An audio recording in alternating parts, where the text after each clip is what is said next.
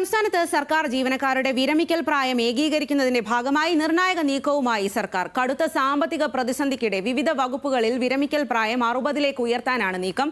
ആദ്യഘട്ടമെന്ന നിലയിൽ മൃഗസംരക്ഷണ വകുപ്പിലെ വെറ്റിനറി സർജൻമാരുടെ വിരമിക്കൽ പ്രായം ഉയർത്തും. ഇത് സംബന്ധിച്ച ഫയൽ ധനവകുപ്പിന്റെ അന്തിമ പരിഗണനയിലുമാണ്. അനിരു അശോകനാണ് ഈ വാർത്ത നമുക്ക് നൽകിയത്.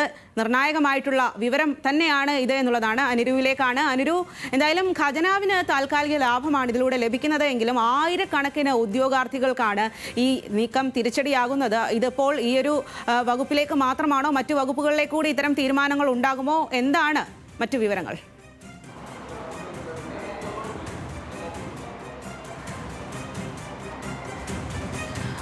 അതെ സ്വാതി, ഇപ്പോൾ നമുക്ക് കിട്ടിയ വിവരപ്രകാരം നമ്മൾ ഈ രാവിലെയാണ് ഇത്തരമൊരു വാർത്ത ബ്രേക്ക് ചെയ്തത്. പക്ഷേ ഇപ്പോൾ മന്ത്രിസഭാ തീരുമാനം പൂർത്തിയാക്കിയിരിക്കുന്നു.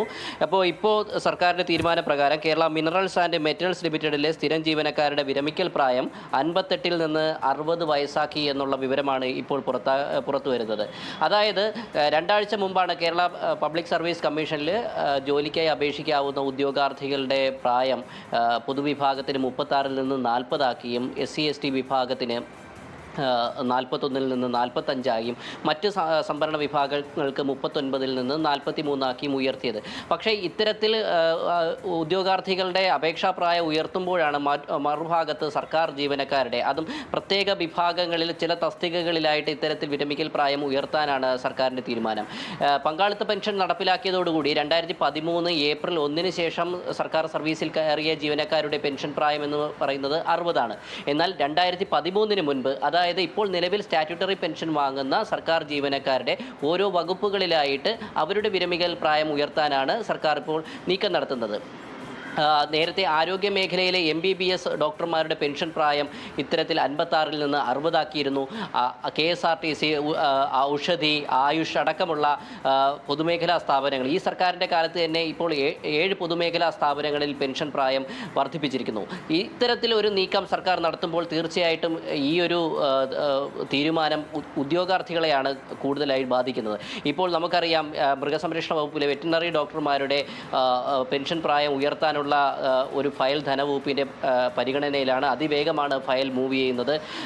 ഇത് പ്രകാരം മൃഗസംരക്ഷണ വകുപ്പ് സെക്രട്ടറി സർക്കാരിന് നൽകിയ റിപ്പോർട്ടിൻ്റെ അടിസ്ഥാനത്തിൽ 2026 മുതൽ 2029 വരെ ഏകദേശം 343 വെറ്റിനറി ഡോക്ടർമാരാണ് സർവീസിൽ നിന്ന് വിരമിക്കേണ്ടത്. ഇവരുടെ വിരമിക്കൽ പ്രായം ഉയർത്തിയാൽ സർക്കാരിന് താൽക്കാലികമായി 300 കോടിയോളം രൂപ ഖജനാവിൽ നിന്ന് ലാഭിക്കാമെന്നുള്ളതാണ് മൃഗസംരക്ഷണ വകുപ്പ് സെക്രട്ടറി നൽകിയ റിപ്പോർട്ടിലുള്ളത്. അതായത് 274 കോടിയോളം പെൻഷൻ ആനുകൂല്യമായിട്ടും മറ്റ് ആനുകൂല്യമായിട്ടും 36 കോടിയോളം രൂപ പെൻഷനിലേക്കുമാണ് പോകുന്നത്. കൂടാതെ സാമ്പത്തിക ലാഭത്തിനപ്പുറം സെക്രട്ടറിയുടെ റിപ്പോർട്ടിൽ ചൂണ്ടിക്കാണിച്ചിട്ടുള്ളത് പൊതുജന ആരോഗ്യം എന്നുള്ളത് തന്നെയാണ്.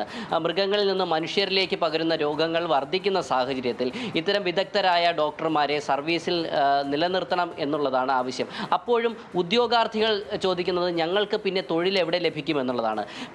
PSC ഇപ്പോൾ ഒഴിവുകൾക്കനുസരിച്ചിട്ടാണ് റാങ്ക് ലിസ്റ്റ് പുറത്തിറക്കുന്നത്. ഇത് പ്രകാരം അടുത്ത 4 വർഷത്തേക്ക് 343 ഒഴിവുകൾ ഉണ്ടാകുമെന്ന് സർക്കാർ തന്നെ പറയുമ്പോഴും 400 പേരുടെ പട്ടികയാണ് ഇപ്പോൾ പുറത്തിറക്കിയിരിക്കുന്നത്. അപ്പോൾ നമ്മൾ പരിശോധിക്കുമ്പോൾ ആ റാങ്ക് ലിസ്റ്റിലെ ഏകദേശം 90% പേർക്കും ഒഴിവ് അല്ലെങ്കിൽ നിയമനം ലഭിക്കും എന്നിരിക്കെയാണ് ഇത്തരത്തിൽ നിർണായകമായിട്ടുള്ള വിവരം ഈ ഒരു സമയത്തും വരുന്നു. മറ്റു വകുപ്പുകളിലേക്ക് കൂടി ഈ ഒരു നീക്കം വ്യാപിക്കുന്നു എന്നുള്ളതാണ്. ഇത് ശരിക്കും പറഞ്ഞാൽ ഈ ഉദ്യോഗാർത്ഥികൾക്ക് വലിയ തിരിച്ചടിയാണ്, ജോലി കാത്തിരിക്കുന്നവർക്ക് എന്നുള്ളതാണ്. വിവരങ്ങളാണ് അനിരു നൽകിയത്.